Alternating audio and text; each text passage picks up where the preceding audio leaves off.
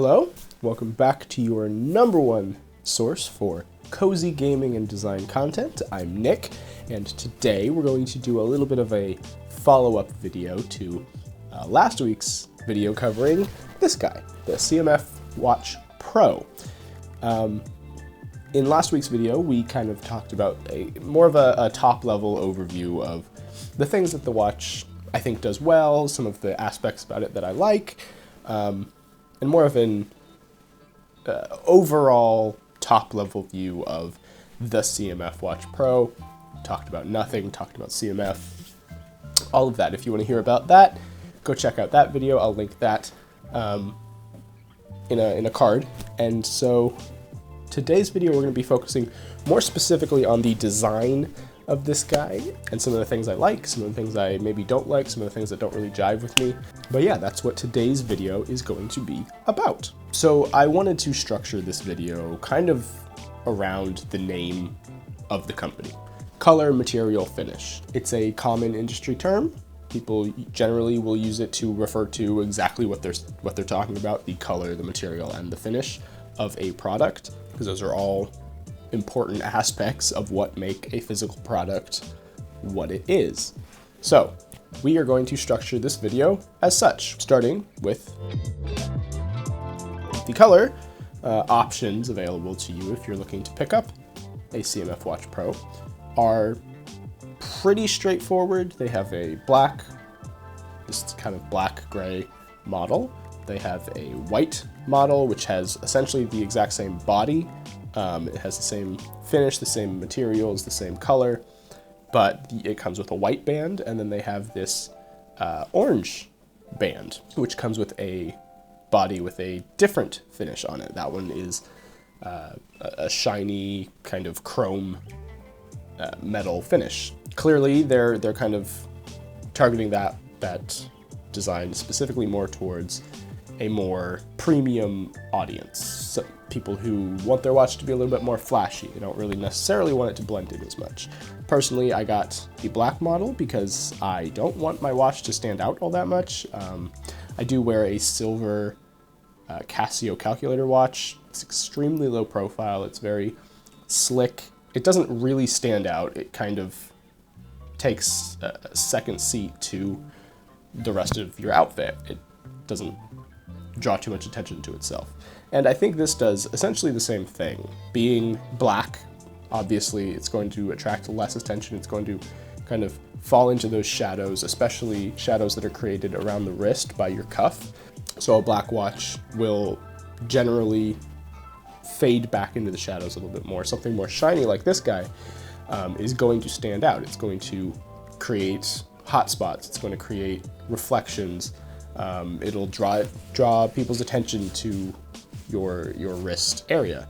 And those color choices are specifically targeting somebody who wants to draw attention to their wrist and their watch. So that's really just talking about the hardware colors, which are pretty straightforward to cover. You know, you can kind of just gather that from looking at the product page. When we get into the software, we have slightly more interesting colors. We have, and I say more interesting because I'm kind of comparing this to other stock operating systems. Obviously, they actually just carry through the same color scheme in the actual watch itself. They take that and they carry that through to the operating system, which is really cool and actually pretty interesting. So something I didn't quite make clear in this part of the video is that this carrying over, oh, hello, mister. Say hello to the camera. Hello. You want to say hi? Hugo. Thank you. So something I didn't really make super clear in this part of the video is that this is interesting and important because it creates a holistic feel to the overall design of the watch. When you carry over the general design language from not just the hardware, but also into the UI that's included in the watch, it makes it all really feel like it's part of the same thing. A lot of budget smartwatches and more budget hardware in general has a tendency to have just different teams working on different things, and it really has the effect of making it feel like those teams didn't really communicate, because the design language of the hardware doesn't really match the design language of the UI. And so that's something that's really unique about this watch, is that they really clearly communicated what they were intending to do. So yeah, colors,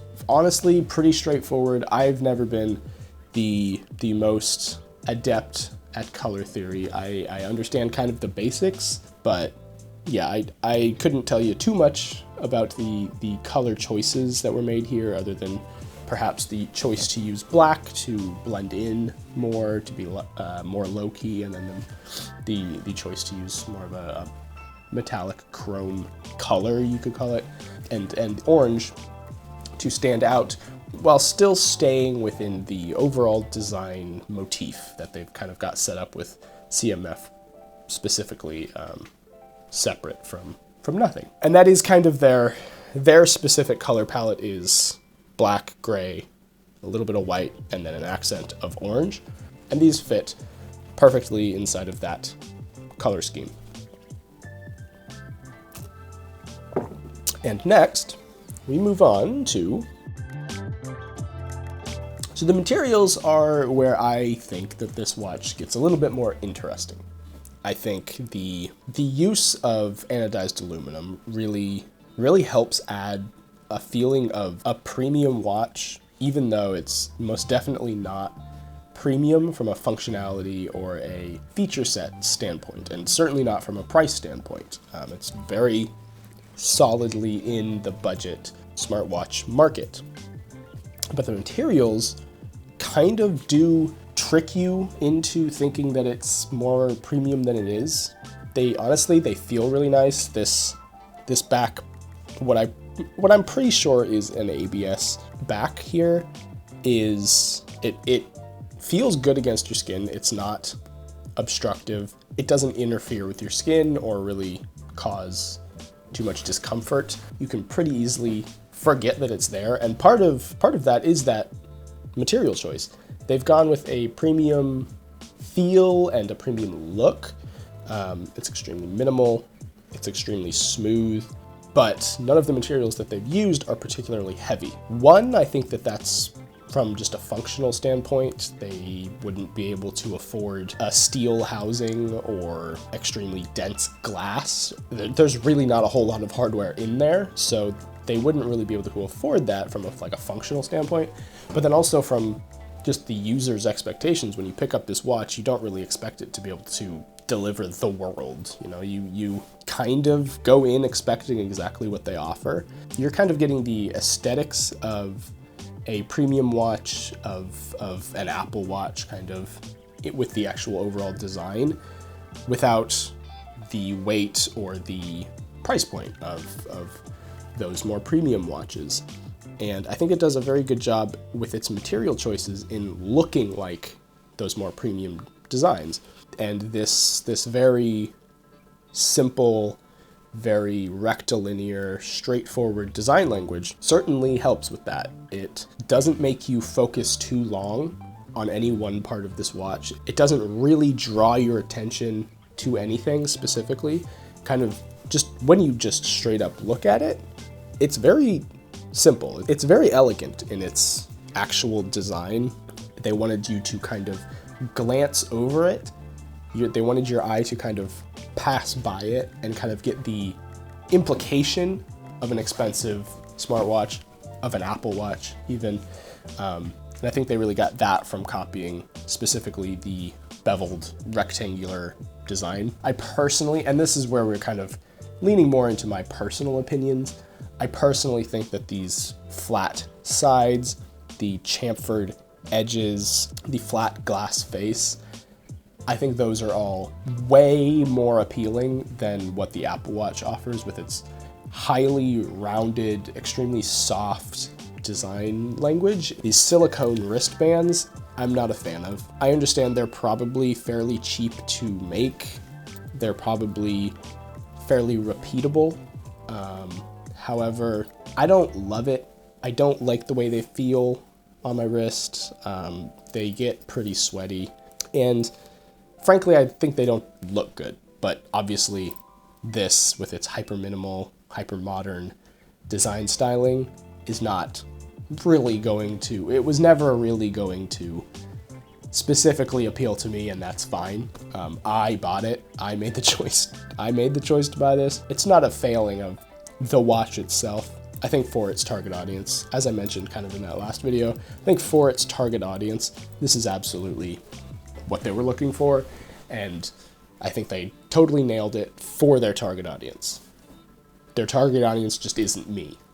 Materials, very soft, very pleasing to look at, to feel, to kind of wear. They're high quality without being overly expensive, and they do their job. And of course, after materials comes... So the finish of this watch we can cover pretty quickly. The glass is obviously glossy, though I think it could have benefited from being matte, but the glass is glossy. These sides, you could call them side rails, I'll just call it like the main chassis, is this kind of soft touch matte aluminum. It's not really soft touch because that's like a rubber finish, but matte aluminum housing. And then we have this ABS, also matte back plate, which makes contact with your skin. I think that they went with plastic because, one, plastic's cheap, so they have to use less metal if they only have kind of a ring around the watch itself. But then two, when you put it on your wrist, it's not going to be as cold. If it was all metal, it could potentially, putting it on your wrist could potentially feel like sitting on a cold toilet. So the choice to go with this ABS plastic is likely to do with cost primarily, but also helps with comfort. So that's always nice to see. And then the material choices of silicone bands. Obviously, I'm not a fan. I don't love silicone. I think they could have probably gotten away with some kind of vegan leather. Could have potentially been good, though I would suspect that that would be significantly more expensive than just, molding some of these little silicone bands, which are probably extremely cheap. So yeah, the finishes, very, very straightforward, very, very quick to kind of go over, except with the orange SKU, the rails, the main chassis is chrome metallic finish. So that material choice was probably made, again, to make that one appeal to people who want their watch to stand out a little bit more, and then to offer a little bit more choice to the users, which I appreciate, and I think that's a good thing. But yeah, that's kind of covered. We've kind of covered the color, the material, and the finish. Now I want to kind of talk really quickly about the actual physical design, which won't change from watch to watch. So I want to analyze this kind of more specifically about the actual watch body itself. And so obviously, to start off with, we have a beveled rectangle. It kind of has like a 3-to-1 ratio of thickness to width. Yeah, so what that kind of ratio does is to help it feel more thin on your wrist. It helps it not really feel too bulky and hide on your wrist a little bit more. And then when we go to the sides, every side is completely blank, except for this one with the button and what I believe is the speaker, because the microphone is down on the bottom. So we've got these speaker dots and then the main button as well on this side. We kind of see a visual motif with this watch of circles. Now, this could be for a number of reasons. One, circles are kind of just a pleasing shape. When a circle is done well, it looks really good. And we see circles literally all over this watch. That circle design kind of follows through into the UI as well. Most of the UI elements have that circle motif to them. Most of them kind of center around circular and concentric elements. And I think a lot of that stems from the dot matrix font that they use in a lot of Nothing's products. And obviously that carries over to the watch's hardware as well. The charging contacts are circles, the standoff that the blood oxygen and heart rate sensors use is a circle, the actual lenses are circles for that. And obviously most of these are standards. I think most watches have essentially the exact same back as this, but it does feed in extremely well to Nothing's circular design. I think this is a really impressive piece of budget hardware. It's beautiful, it feels good, it functions exactly how you'd kind of want it to function. There's really not much that I can complain about. The bezels are not exactly perfect. They're not as kind of uniform as the Nothing phones are. And I'm sure that that comes down to the cost of actually implementing extremely consistent bezels from a hardware level. I'm sure it just kind of comes down to cost. I think they do a good job with their UI design to make sure that most of the elements fit within the bezels, and none of them really ever extend out past that. And when they do, it's really just like a list, and so that just extends down the bottom. It never really hits the corners. And so they hide that limitation pretty well. And for something that costs under $100, I think that's absolutely acceptable. It's not detrimental to the actual look and feel of the watch from day to day. It looks extremely nice. It feels very good. There's really not much to complain about, in my opinion, about this watch. I think it's kind of up to you to decide if a smartwatch is worth it to you. I can't make that decision for you. What I can say is this was a thoughtfully designed product. This wasn't, as far as I can tell, isn't just drop shipping somebody else's product and kind of rebranding it as Nothing. I think that they did do substantial engineering and manufacturing work to bring to market this smartwatch. And if the kind of specs on paper are what you're looking for, if one of their SKUs is appealing to you, I say absolutely. It's totally worth the $90 that it'll cost you to get shipped to your house. And I think if you're in the market for a budget smartwatch, you'll absolutely be happy with this. Yeah, I frankly don't think it really has any real drawbacks. The only one I could maybe think of is really just in that limited customization aspect with the UI. But other than that, it's really a solid watch. It's from a very reputable company who has kind of been making waves within the industrial design world. And while this is not revolutionary in its industrial design, I do think it kind of speaks to the reach that Nothing are attempting to have and the attention to the user's budget that they clearly are prioritizing. The Nothing phone started out extremely cheap. It's gotten more expensive, but it's also really not that expensive. And when you compare Nothing's ecosystem offerings to Apple's ecosystem offerings, if you're looking at it purely from cost, it clearly goes to Nothing. They're significantly cheaper and maybe are lacking a few bells and whistles, maybe are lacking a little bit of quality control. The earbuds from Nothing had a little bit of controversy. They weren't great, but I hear the second revision is actually pretty good. I may get a pair of those. I don't love in-ear headphones. They always just cause issues for my ears.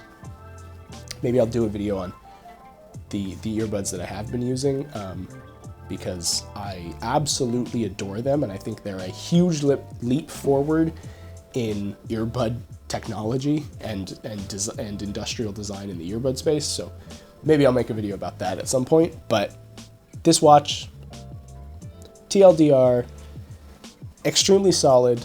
I'm extremely happy with my purchase of this. I probably won't be using it every day. This hasn't changed my mind on smartwatches. I am not a smartwatch person. Every once in a while, if I'm wearing like a more modern outfit, Sure, I'll probably throw this on if I think it complements what I'm wearing. Sure, I'll throw it on. But for me, this is really just an accessory, an extremely well-made accessory, and an accessory that I'm very happy with. And I certainly wouldn't consider returning. I think it's well worth what they're charging for it, but it didn't quite change my mind on smartwatches. And I really doubt that anything will, unless something comes out at this price point with an extremely polished UI that lets me kind of customize and tweak everything that they offer. Without that, I don't really see the point. And even then, I don't even know, because regardless of what you do with a smartwatch, it will look like a smartwatch. I am sure somebody much better at design than me could probably figure out a way to get around that. Maybe like an e-ink display smartwatch could be something. Not only would that last forever, it would look significantly different than this. It would have a matte screen. It wouldn't stick out so much on your wrist. So, you know, maybe there's something there. But until something like that happens, maybe, I'm really not sold on smartwatches, and I don't know that I ever really will be. But this one is very good, and I would consider it, given that I put very little value on smartwatches in general, head and shoulders above the Apple Watch, because I would never pay that much for something that I am not going to use, something that I don't value. So yeah, this is head and shoulders above that, for me, personally. But either way, thank you so much for watching this video. I know you didn't have to. Have a great day, and happy gaming and designing.